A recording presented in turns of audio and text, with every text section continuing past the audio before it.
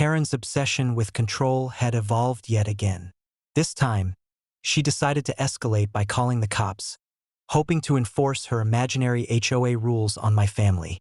One afternoon, she stormed onto our property, waving papers and screaming about fines, violations, and community enforcement.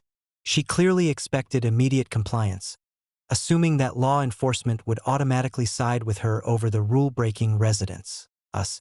I calmly met her at the driveway, fishing rod in hand, with my grandfather and wife nearby.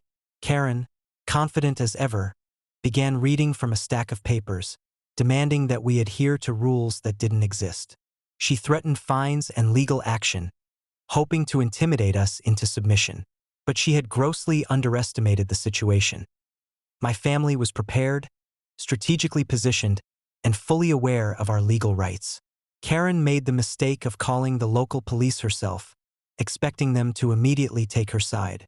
Within minutes, patrol cars arrived, and officers stepped onto our property, ready to assess the situation.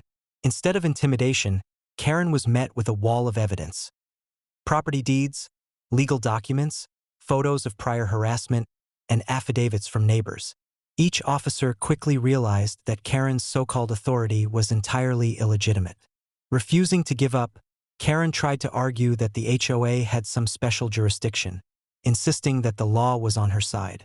She waved her documents aggressively, but the officers simply looked at her incredulously. Every claim she made was debunked in real time, and her bluster crumbled as they politely explained that private property rights and documented ownership took precedence over any HOA rules, especially those enforced by a rogue individual. Karen's frustration grew, and she attempted to manipulate the situation further by shouting threats, claiming that we were violating community safety codes. That's when my grandfather calmly intervened, explaining the legal impossibility of her claims and warning her that any further interference could result in criminal charges. My wife, a federal officer, documented the exchange, ensuring that any future legal challenges on Karen's part would be undermined by irrefutable evidence. Seeing her legal bluff fail, Karen attempted one last desperate tactic. She tried to enlist neighbors as witnesses, hoping their presence would intimidate the officers. Instead, the neighbors quietly confirmed everything we had documented over the years: Karen's pattern of harassment, false claims, and obsession with controlling others. Her credibility collapsed entirely, and she could no longer hide the fact that her authority was imaginary. By the time the officers left, Karen had been exposed publicly as a fraud. She had attempted to manipulate law enforcement, intimidate residents, and assert authority over a property that was not hers. But every attempt had been countered with preparation, documentation, and strategic positioning. Her arrogance had met an immovable wall of experience, legal expertise, and disciplined response. From that day forward, Karen's attempts to enforce her HOA rules through the police were permanently undermined. She had learned, painfully and publicly, that intimidation, threats, and fraudulent documents would not hold up in the face of documented property rights, federal authority, and coordinated family strategy. My family had successfully neutralized yet another one of her schemes, leaving Karen humiliated, powerless, and fully aware that her reign of terror was unraveling. The incident also sent a clear message to the community. Karen's obsession with control had limits.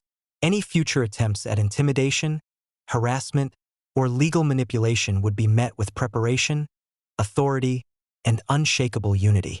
Our property, our family, and our peace remained intact, while Karen faced the full consequences of underestimating the combination of law, military strategy, and careful planning. By the end of the day, it was undeniable.